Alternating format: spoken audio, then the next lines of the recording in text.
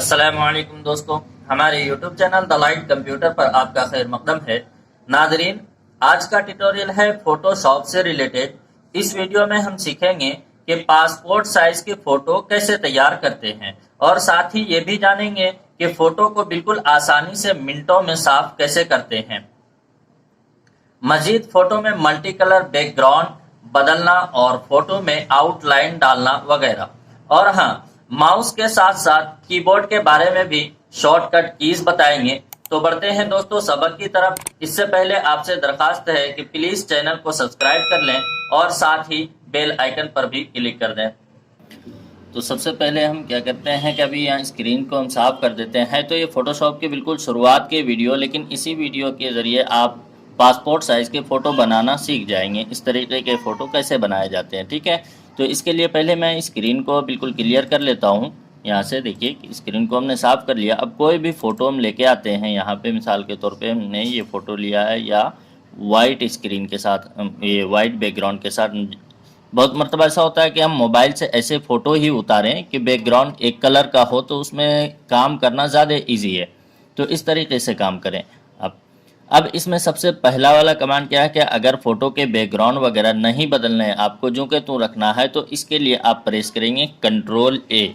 तो इस तरीके से बैकग्राउंड के साथ ही सेलेक्ट हो जाएगा। और उसके बाद यहाँ पे आपको फाइल मेनू में जाना है। फाइल मेनू में न्यू फाइल पे क्लिक करना है। और इस चैप्टर में एक दो चीज़ें हैं जो गौर कर लें। उसके बाद फाइल खोलें, क्योंकि इसमें बहुत सारी चीज़ें ऐसी है जो कि आप यहाँ से अगर सेटिंग में गड़बड़ करेंगे तो आगे प्रॉब्लम हो सकती है इसमें। तो देखिए मैं बताना चाह रहा हूँ इस चैप्टर के बारे में। तो यहाँ पे सबसे पहले आप साइज़ मुतय्यन कर लें। साइज़ रखेंगे हम यहाँ A4। उसके बाद यहाँ पे हम इंचों में रख लें इसको इस तरीके से। तो ये A4 साइज़ की लंबाई चौड़ाई खुद ब खुद यहाँ पे आ जाएगी। उसके बाद ये है रेजुलेशन कि फ़ोटो की क्वालिटी कैसी होगी, ठीक है। तो इसमें हम 300 जो कि नॉर्मल डिफ़ॉल्ट सेटअप ये सेटिंग होती है इसकी, जो यहाँ पे हम 300 ही रहने देंगे। उसके बाद यहाँ पे ये मोड में आके ये 4-5 ऑप्शन होते हैं। इसके अंदर RGB कलर होनी चाहिए, ठीक है, ऑप्शन में। अगर इसकी जगह बिटमैप या ग्रे स्केल या इनमें से कोई इसके अलावा मतलब RGB के अलावा कोई भी ऑप्शन होगा तो फ़ोटो की क्वालिटी सही नहीं आएगी। या तो ब्लैक एंड वाइट आएंगे या फिर बहुत ज़्यादा गाढ़े कलर में आएंगे।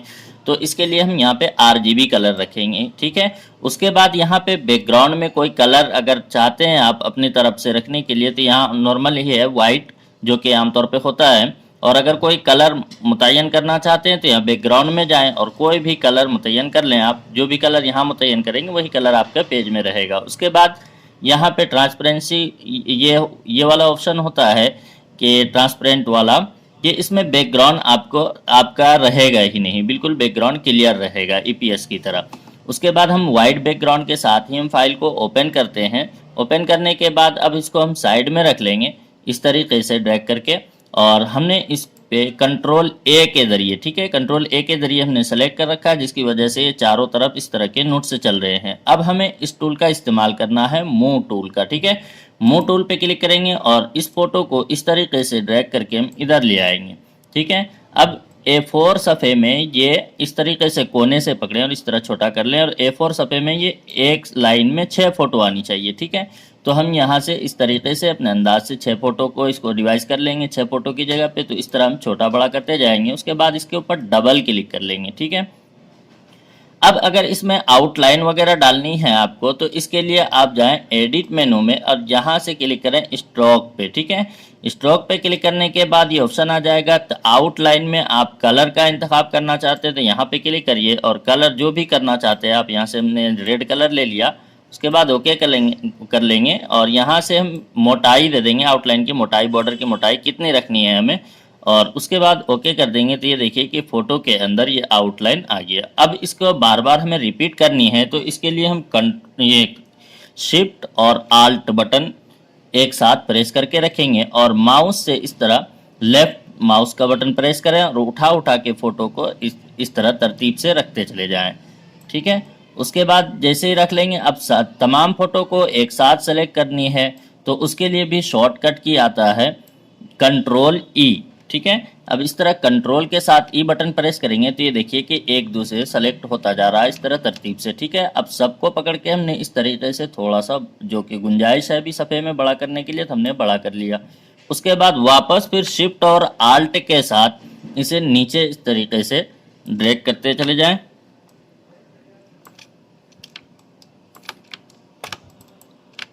इस तरीके से नीचे ड्रैग करते चले जाएं तो ये फ़ोटो बढ़ता चला जाएगा आपका। ठीक है, अब इसमें हम बैकग्राउंड के साथ चाहते हैं कि इसमें जैसे अभी कोई मल्टी कलर बैकग्राउंड हो या किसी एक कलर के बैकग्राउंड हो वाइट की जगह, तो इसके लिए हम कैसे करते हैं, इसको कैसे बैकग्राउंड में कलर डालेंगे, तो इसके लिए हम फिर से बताना चाह रहे हैं। तो देखिए यहाँ पे हम इसको हटा देते हैं, अब नो कर दिया तो इसको भी हम हटा लेते हैं। उसके बाद दोबारा फिर हम इसी के ऊपर क्लिक करते हैं और कोई भी बैकग्राउंड, जैसे इसमें बैकग्राउंड डाला हुआ है तो ये बैकग्राउंड कैसे हमने कलर डाला है इसमें, तो हम इसको वाइट वाले को फोटो को ओपन करते हैं दोबारा से। और उसके बाद हम यहाँ पे ये वाला टूल है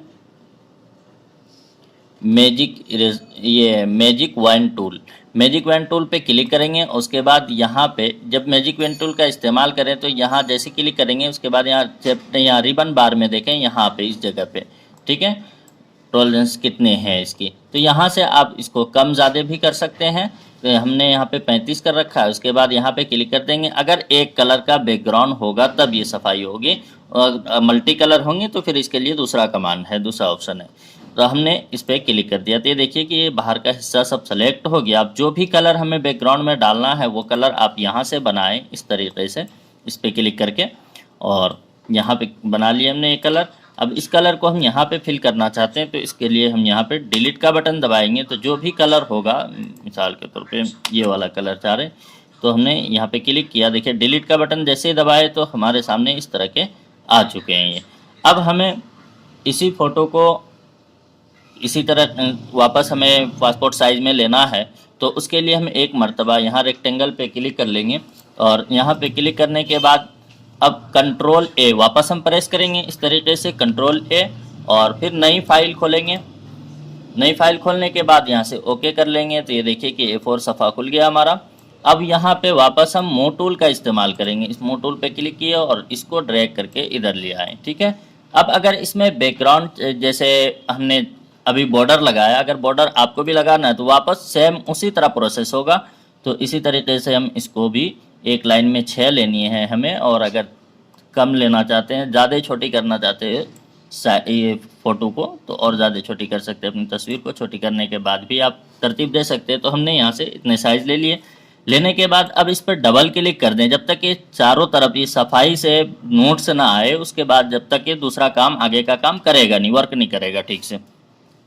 फिर वापस हम इसमें अगर आउटलाइन चाहते हैं तो फिर यहीं से एडिट मेनू में जाएं और स्ट्रोक पे क्लिक करें और यहाँ से हम जो भी आउटलाइन चाहते हैं वो कलर बनाए हम आउटलाइन के और ओके कर देंगे। फिर यहाँ से ओके करेंगे तो ये आउटलाइन इस तरीके से आने लगेगा। फिर वही सेम प्रोसेस शिफ्ट और आल्ट के साथ माउस को दबा के लेफ्ट और इस तरीके से आप उठा के रखते जाएं, इस तरीके से उठा के रखते चले जाएंगे। ठीक है, अब उसके बाद छवों को एक साथ सेलेक्ट करनी है तो कंट्रोल के साथ 5 मरतबा क्लिक करेंगे, कंट्रोल के साथ ई का बटन। ठीक है, इस तरीके से आप सेलेक्ट करते जाएंगे, सब सेलेक्ट हो जाएगा। अब थोड़ा सा इसको बढ़ाना चाहते हैं तो यहाँ से खींच दीजिए, 6 फोटो एक साथ खींचा जाएगा। अब यहाँ पे डबल क्लिक कर लेते हैं हम वापस और फिर शिफ्ट के साथ आल्ट बटन प्रेस करते हैं और इस तरीके से हम उठा के इसको नीचे रखते चले जाएंगे। इस तरीके से ये फ़ोटो बनता चला जाएगा। ठीक है, अब इसमें जो आपने फ़ोटो खींचा है उसी फ़ोटो के साथ हमें ये पासपोर्ट साइज़ की फ़ोटो निकालना है।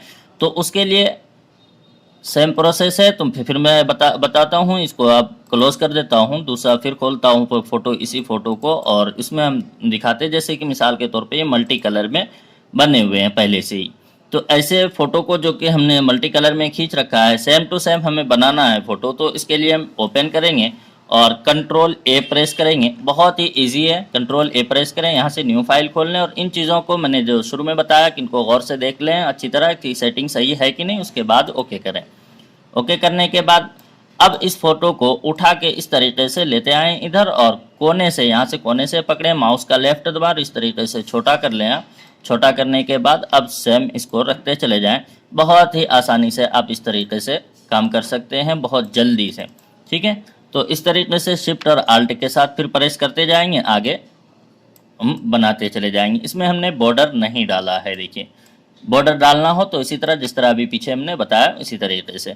अब अगर मल्टी कलर में हमें बैकग्राउंड डालनी है, जैसे कि हमने सिंगल कलर में फ़ोटो कोई खींचा है या फ़ोटो को डाउनलोड किया है या मोबाइल से ही हमने एक कलर में बैकग्राउंड तब्दील कर लिया है, अब उसमें अपने मर्जी के मुताबिक हम बैकग्राउंड डालना चाहते हैं, तो उसके लिए हमें क्या करना पड़ेगा।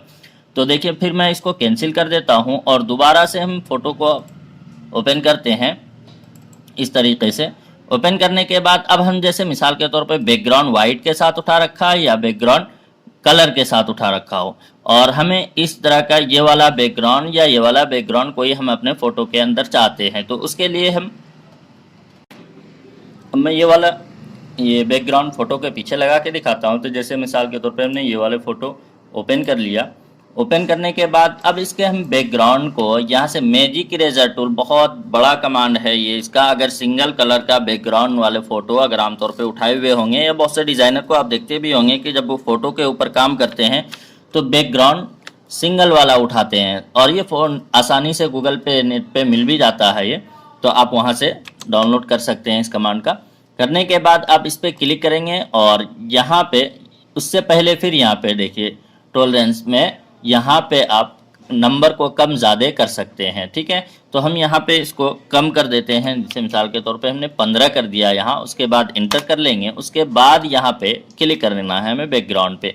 जैसे हमने बैकग्राउंड पे क्लिक किया तो ये देखिए कि बैकग्राउंड का कलर जो भी था वो ख़त्म हो गया। इतनी सफाई से नहीं हुआ, तो इसके लिए मैं आगे एक वीडियो और बनाएंगे। अगली नेक्स्ट वीडियो इसी के बारे में होगा कि बिल्कुल बारीकी के साथ बैकग्राउंड को कैसे सफाई करें। ठीक है, तो इतना काम तो आप यहाँ से फर्स्ट वीडियो में से ही कर सकते हैं। तो देखिए मैं इसके लिए यहाँ से हमने बैकग्राउंड हटाया। हटाने के बाद अब हम कोई मल्टी कलर के बैकग्राउंड चाहते हैं इसके बैकग्राउंड में, तो इसके लिए हम यहाँ पे डबल क्लिक करेंगे और क्लिक करने के बाद इस पर क्लिक कर देंगे हम और ओपन कर लिया हमने। अब ये वाला बैकग्राउंड हमें इस फ़ोटो के पीछे चाहिए।